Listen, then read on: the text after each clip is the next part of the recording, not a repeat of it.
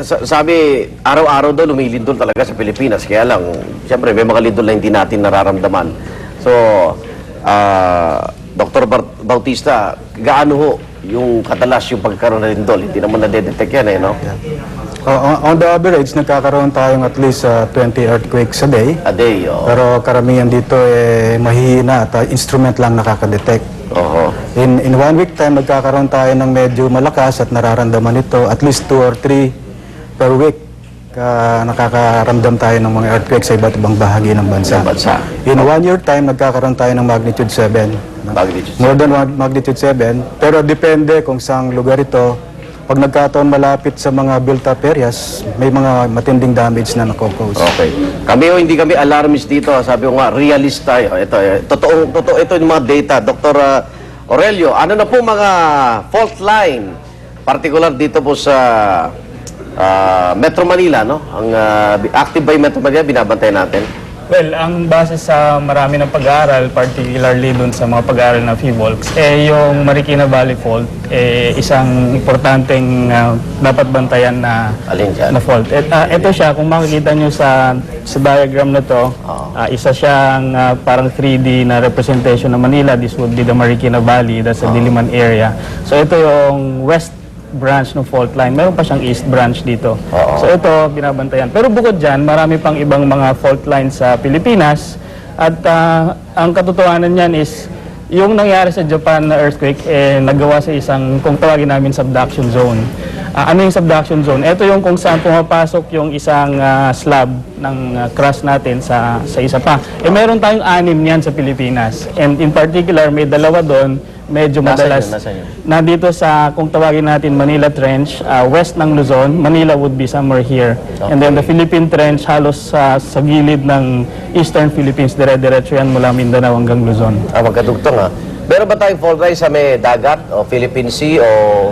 Ayan, marami igan. Actually, itong mga 6 na sinasabi kong subduction zones na yan, nasa dagat lahat yan. Kaya nga, itong mga subduction trenches na to, lahat yan mga tsunami-genic kung tawagin. Yun nga, pag gumalaw yan, may tsunami, di ba? Automatic po yun. Depende sa lakas din. Sa lakas din. Okay, Dr. Bartolome, may sapat hubang kagamitan ng PHIVOLCS? May mga modern na po tayo, ano?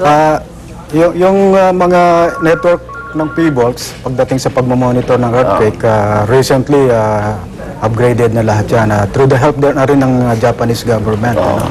Meron tayong mga 64 seismic stations ngayon na puro digital at kalahati dito real-time natin na-receive sa central office ng Quezon City. Pero lindol, gaya nating paghandal, like yung building code, di ba? Medyo mahigpit na tayo ngayon. Pero ang problema, pag may kasunod ng tsunami, hindi tayo, paligid tayo ng tubig. Ano bang posibilidad na yung nakikita natin imahe sa Japan matulad po sa atin, Doc?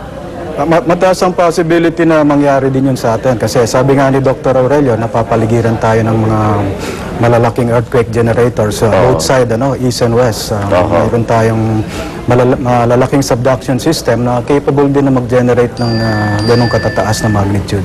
May banta ho ba ng tsunami sa Pilipinas? Kailan ba yung parang sa tala nyo yata, medyo hindi madalas yata ang tsunami, no? Ang so far, sa Mindanao, pinaka-recent yung sa Mindanao, 1976. Recent na significant, no? Libo ang namatay doon.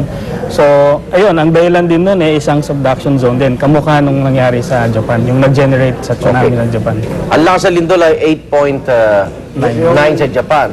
Sa atin po. Yung sa Mindanao earthquake, yung binanggit ni Dr. Aurelio, nasa 7.9 yun. 7.9. Di hamak na mas malaki yung nangyari sa Japan. Okay. Pero sa Pilipinas, anong pinakamalaki na lindol na naitala po ng PHIVOLCS? Kailan nangyari yun? Nasa 8.2 noong 1948. 8.2. Pero yung 8.9, may possibility pa rin sa atin yun. Meron yun. Mababa nga lang, pero kahit mababa, pwede pa rin mangyari. Oo, gumagalaw-galaw yun. Pero ito, yung sinasabi nilang nasa ring of fire daw tayo, no?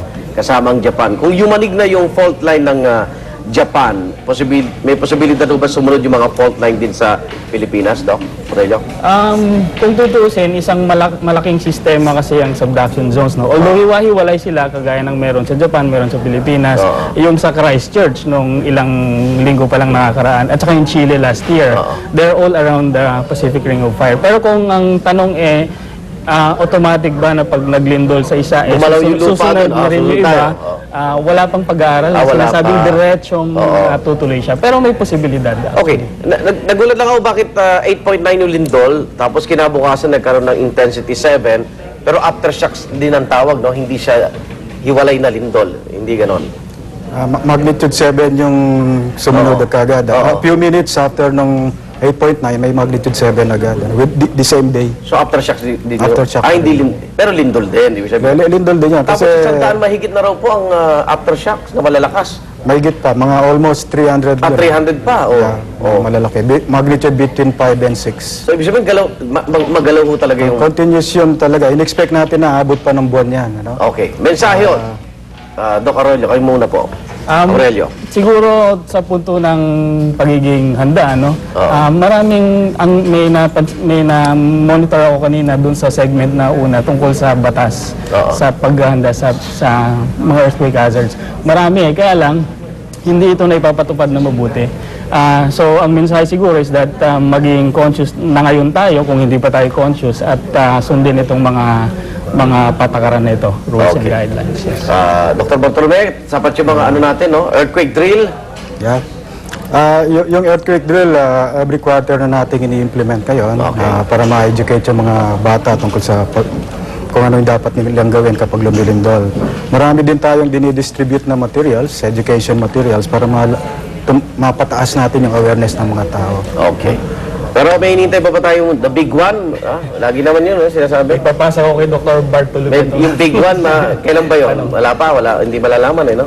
Mataas lagi ang possibility na magkaroon tayong malakas na earthquake anytime. No? Dahil nga sa dami ng mga faults, mga subduction system na nakapaligid sa atin, anytime pwedeng magkaroon. Hindi lang natin alam yung exact time kasi wala naman tayong technology challenge. para mag-predict ng earthquake. Okay, maraming salamat Dr. Mario Aurelio, Associate Professor ng National Institute of Geological Sciences ng UP, at si Dr. Bartolome Bautista, Deputy Director ng PHIVOLCS. Yan po ating mainit talakayan. Magbabalik po ang unang hearing. Yan.